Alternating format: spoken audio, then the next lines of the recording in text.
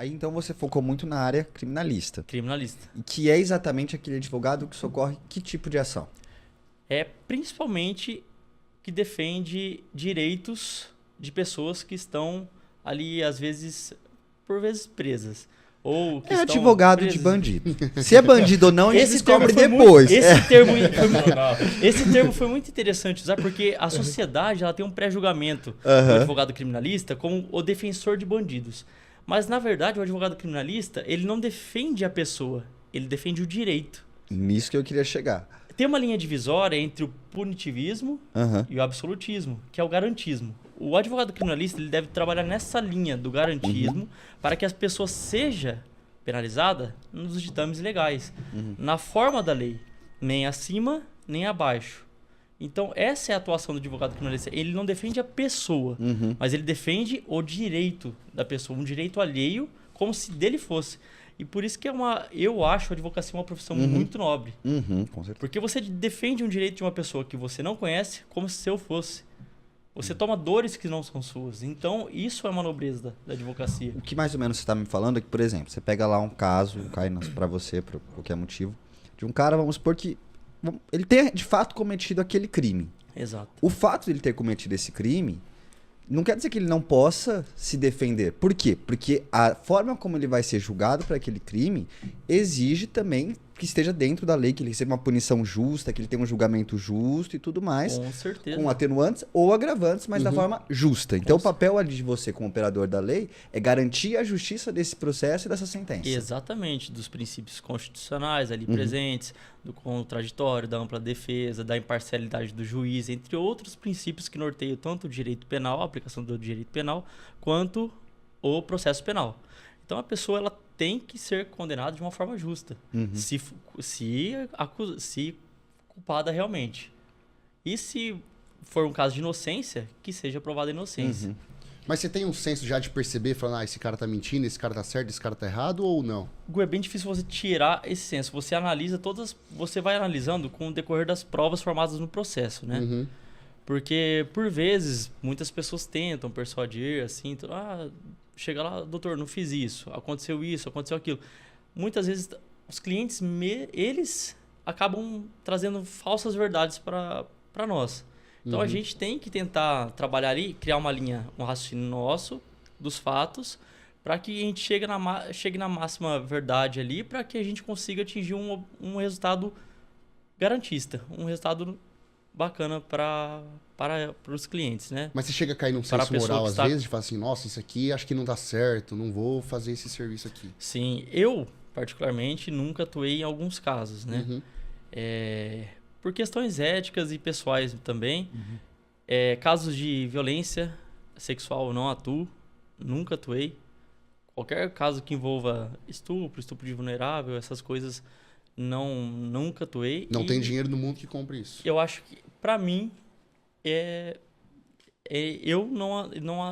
escolhi não atuar nessas áreas, né? Eu acho que é um peso muito grande. Pelo menos eu não suportaria esse peso dessa forma, assim. E assim, é bom deixar claro também que é extremamente importante exatamente tirar esse senso de julgamento precoce, né? Que ele ocorre antes do que de fato deveria ser. Então, assim, a função, por exemplo, né, de levantar a prova material, né, que é o trabalho da perícia criminal, você vai lá de uma forma imparcial. Então, a gente não está ali para fazer julgamentos, para tentar acusar e inocentar alguém. A gente vai de uma forma imparcial. A gente pega todo esse material, porque é o seguinte, os advogados de defesa, promotores e juízes, eles não estarão no local do crime. Né? Os operadores do direito, exceto o delegado de polícia. Né? Então, assim, tirando o delegado de polícia, os outros operadores do direito, eles não estarão lá presentes. Então, nossa função é pegar, descrever todo esse local e deixar isso de uma forma clara para que entenda o que de fato aconteceu. Mas é importante salientar que a gente trabalha de uma forma a não deixar qualquer coisa que fique tendenciosa. Fala assim, olha só, né, tá tentando livrar ou fazer qualquer julgamento precoce. E isso é importante para que a gente tenha um julgamento, né, adequado. E não tenha, vamos supor, um inocente que é colocado por trás das grades, né, e ele tem que ter essa defesa, né, para respaldar isso. É até legal você falar isso, Alex, porque vamos explicar bem como que é a atuação de um perito. você é ligado à Polícia Civil, a gente já está conversando sobre isso, que trabalha junto com a Polícia Militar, porém a Polícia Civil ela tem um papel mais investigativo. Isso. Aconteceu um crime. Liguei para a polícia chegou, a polícia aciona vocês. Isso. E aí é papel de vocês, então, chegar lá, analisar todas as circunstâncias possíveis, registrar tudo isso e gerar um laudo. Esse é o produto final do trabalho de vocês. Exato. E aí, com isso, vocês fazem coleta de provas, aquela coisa que é bem parecido com o que a gente vê aí nas séries, filmes e tudo mais. É mais ou menos isso? Então, na série, em geral, o perito criminal, ele é carcereiro, policial militar, policial civil, juiz e promotor, né? Advogado de defesa. É tudo num único, né? Num único protagonista ali, né? Mas não é bem assim, né? Então, assim, graças a Deus que não é assim, né? Então, assim, a nossa função lá é simplesmente fazer a coleta e o levantamento da prova material e registrar o local na condição em que ele se encontra. Então, é extremamente importante quando a gente chega no local, o local está devidamente preservado e isolado. Então, fazendo um adendo aqui, eu costumo nas minhas palestras falar que é o Zé Povinhos, né? Então, quando tem a viatura da Polícia Militar, a viatura da Polícia Civil, o cara já para, né? Já tira o celular, já começa, né? Então, eu falo assim, ó o Zé Povinho ali, né? Então, assim, é importante deixar claro, né? O Roger poderia até depois comentar a relação a questão de você vilipendiar os cadáveres, né? Então, a pessoa que tira essa fotografia e acaba postando isso em grupos de WhatsApp, a pessoa que queria entender isso daí. Não, eu acho que é uma necrofilia. Isso é crime. Isso é crime. Não, né? Além de crime, deve ser imoral, indecente. Sim, coisa... principalmente imoral também, né? Exato.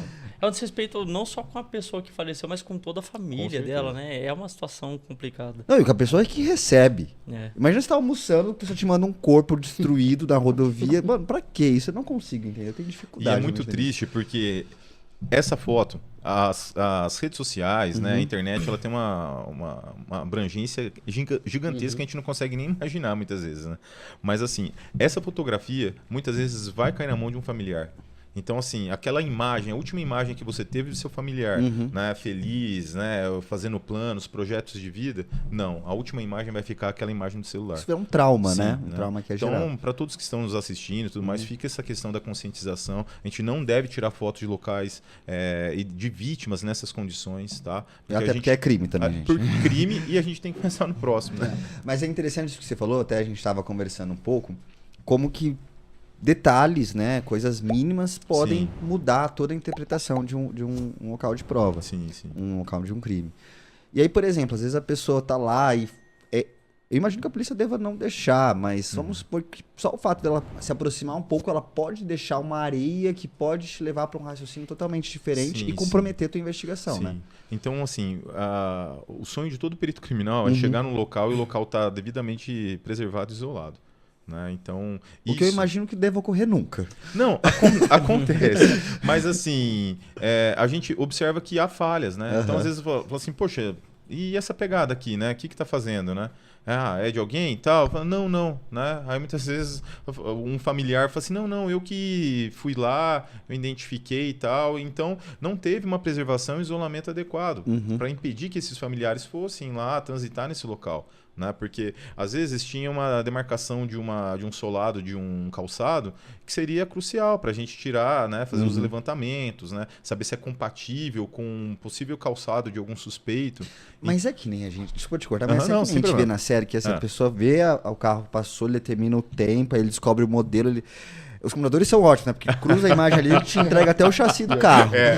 É nesse nível ou é muita ficção isso? Não, essa parte é mais a ficção. Mas a gente, mesmo com certo tempo, a gente consegue levantar muitas coisas, né? Então, assim, fala assim, poxa, mas hoje a gente tem banco de perfis genéticos, então a gente consegue identificar, às vezes, um perfil genético de um criminoso que teve muito aquela questão a pessoa chegar e explodir caixas eletrônicos, né? Essas quadrilhas, né? Então, até pouco tempo recente, eles conseguiram identificar que tinham envolvidos uma quadrilha, se não me engano, de Rio Preto e de Ribeirão Preto, que era o mesmo indivíduo que participou dos dois eventos, né? Então, ele já vai puxar ou melhor, ele vai ter que responder por esses dois casos, né? Ele consegue fazer essa conexão entre os crimes, né? E te trazer soluções para casos que estavam lá perdidos e tudo mais. Eu mesmo atendi um local em que eu fiz um levantamento de uma impressão digital papilar, que é impressão digital, e o criminoso deixou ela impressa na janela. Né? Então fiz o levantamento dessa impressão digital. É interessante também deixar claro, né? Para que a gente consiga elucidar um crime, a gente precisa de uma equipe. Não é, por exemplo, lá no CSI, que é um indivíduo só, ou dois no máximo, né? Que consegue esclarecer tudo. Né? Então a gente precisa de uma equipe muito unida e coesa. Né? Então você precisa do investigador, do delegado, né? do fotógrafo técnico pericial, né, dos escrivães. Então, assim, é toda uma equipe disposta a fazer isso dar certo. Então, a gente conseguiu fazer o levantamento dessa impressão digital. Essa impressão digital foi encaminhada para fazer o levantamento no banco de impressões digitais, que ficam cadastradas essas impressões. E aí a gente conseguiu um match, né, que a gente fala, né? E nesse match a gente conseguiu identificar que o indivíduo morava na cidade e tal, né? Qual que era o dedo que ele, né, posicionou nessa janela. Então a gente consegue resultados bem interessantes.